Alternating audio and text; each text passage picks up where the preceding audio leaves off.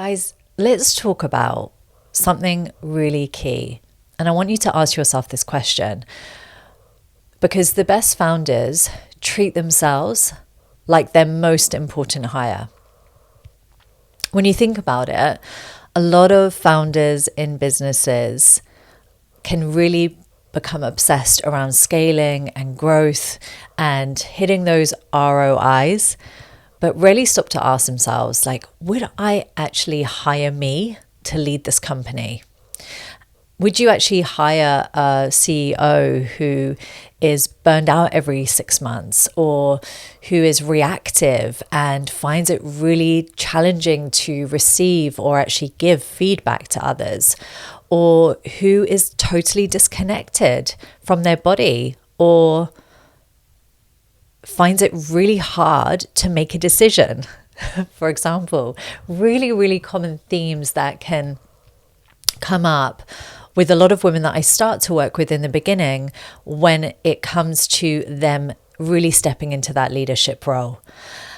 And your business, the truth of it is your business can only grow as much as you do. And that's the reality of it. So in this episode, I'm going to walk you through 4 areas that I work on with high-performing women to really scale their business from an incredibly sustainable way. Because as we spoke to yesterday, if you're in business, it is about being in it for the long run, for the long haul, not just these peaks and troughs, right? Because when you're constantly ebbing and flowing, that is not sustainable over a long period of time on so many levels, on your physical, on your emotional, on your mental, on your nervous system as well. So we're going to speak to how you're actually treating yourself as the most important asset in your business and how this changes everything. So the first pillar and the first real foundational pillar that I walk through with my clients is the physical, because your energy is your performance edge. Your physical body becomes such a huge leverage point when it comes to being able to stay in business for the long haul.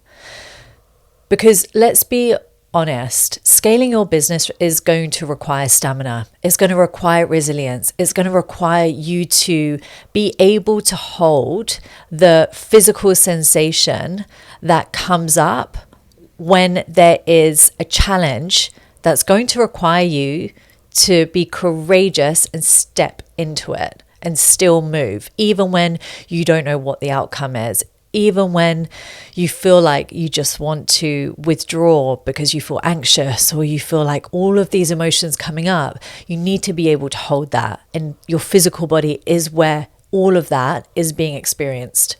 So if your body crashes, ultimately your business is going to slow down. So this is why focusing on strength training, movement that is really about building your physical stamina, your physical resilience. It's showing your mind that you can handle pressure and continue to keep going, right? The physical body is such a powerful metaphor for so many areas and other areas of our lives, but especially in business. Think about it. If you're trying to grow a muscle, it's not going to grow just by staying in the comfort. It grows through tension. It grows through finding your edge and pushing beyond that. And so it's like, it's not a nice to have. It's a necessity.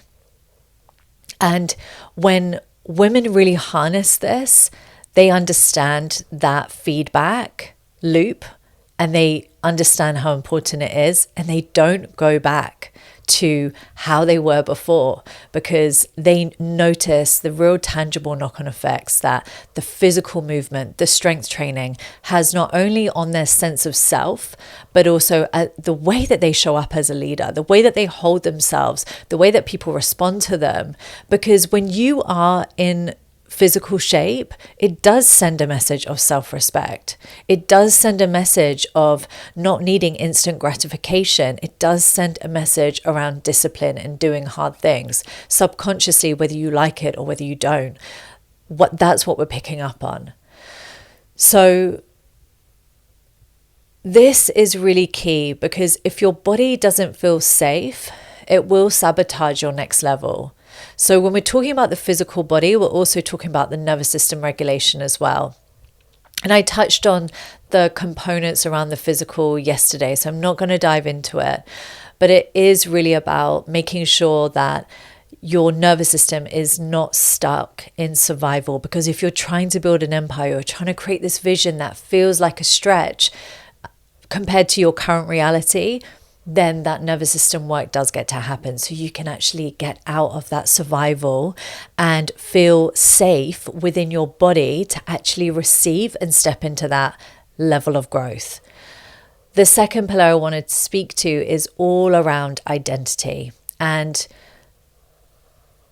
the reason why identity is so important is because you can't scale your business from an outdated self-image of yourself. The most common pattern I see is founders who are still operating in that over-functioning achiever role. And they can have identities around hustling and perfectionism and all other kinds of things, but there's an identity attached to it. And so if you're scaling your business, but you're still running on the identity of someone who has to hustle for her worth, that's going to show up in your business. Things are going to feel hard, and you're not going to understand why it feels hard. And this can be that piece around feeling worthy for it to feel easy, or feel worthy of receiving more, to feel worthy of actually creating the vision that you actually want and desire, versus accepting what is currently in front of you. If you don't upgrade your internal operating system, you'll override things like rest.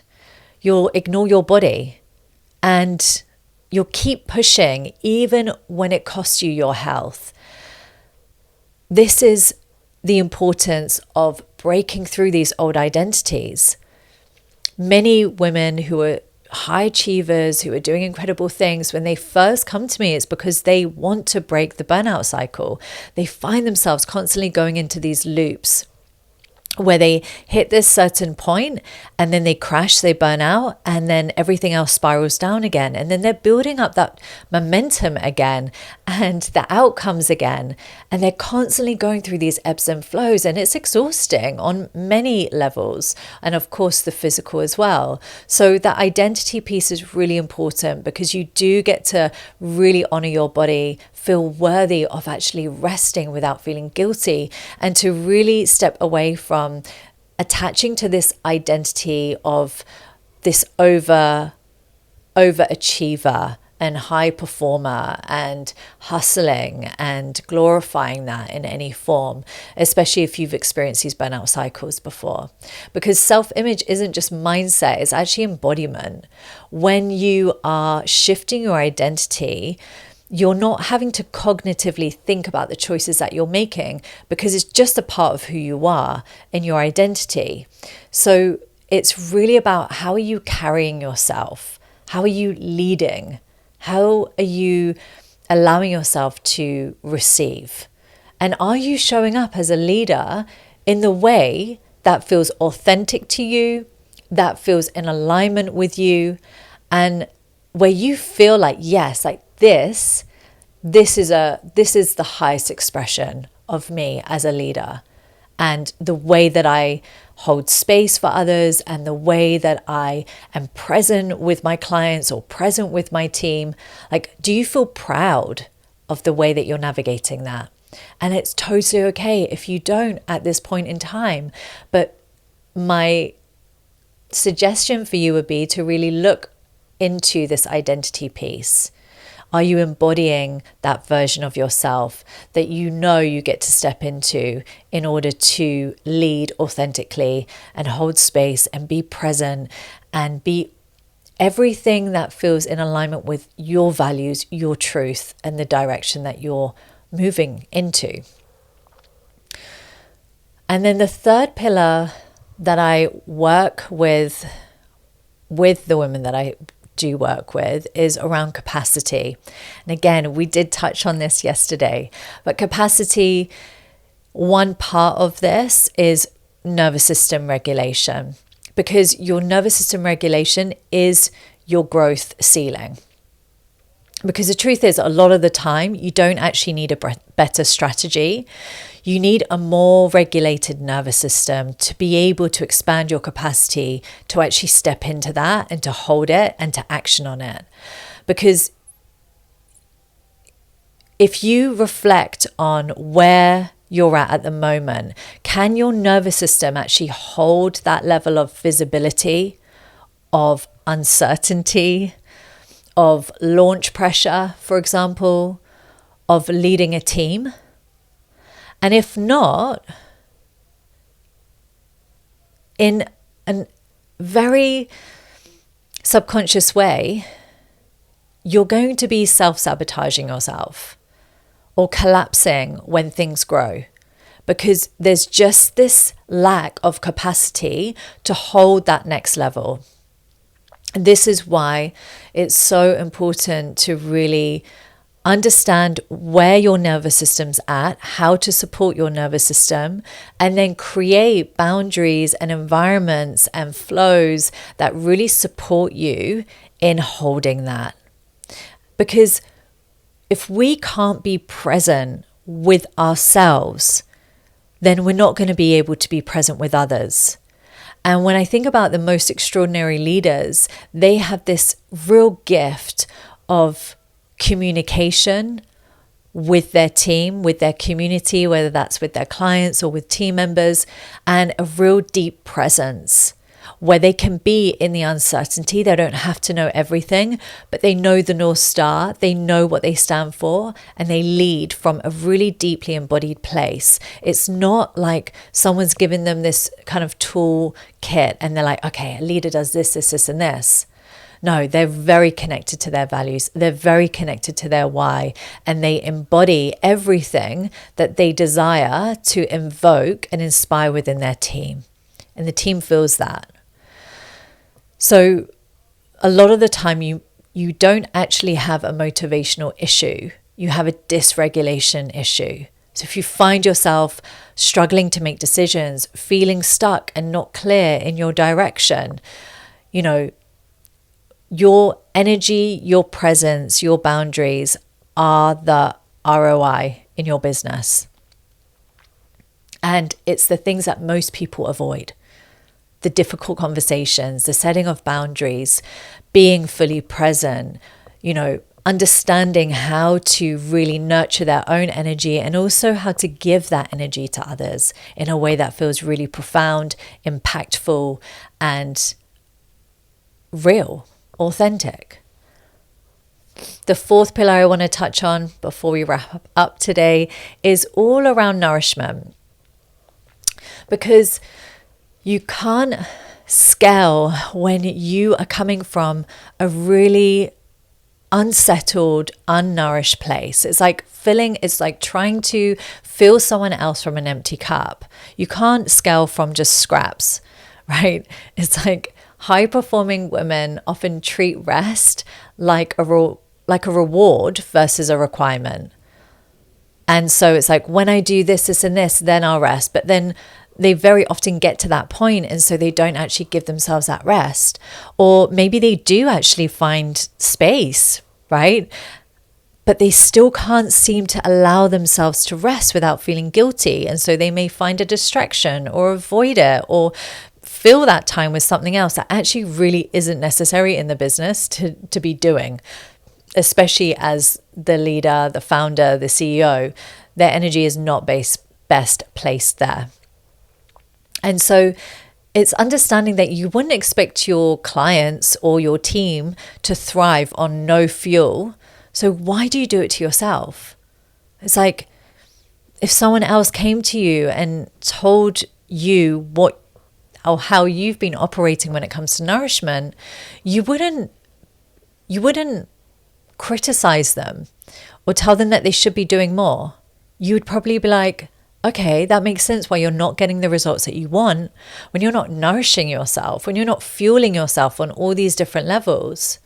And this isn't just about food, right? It's about what you consume, what you absorb, what you allow in your space, your environment, your self-talk a lot of the time.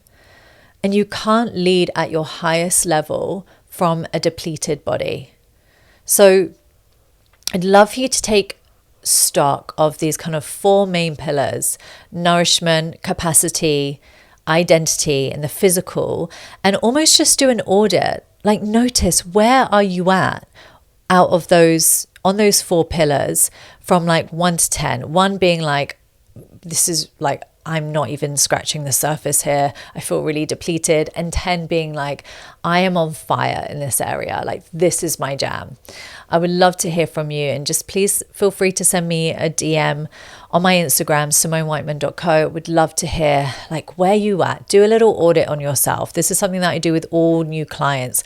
We sit down and we go through all these different areas of their life, and we go into detail around auditing, because if you don't know where you're at and be real with where you're at, then it's impossible to build the bridge to where it is that you want to go in these areas and in your business. So first, start with that audit. Share with me, comment below, fill me in, where you at, be honest, be vulnerable. This is not about being perfect, and I would love to hear. If you want to find out more about the work that I'm doing, I'll put a link below in the description for you to explore and follow up. Wishing you the most beautiful day, and I will speak with you tomorrow.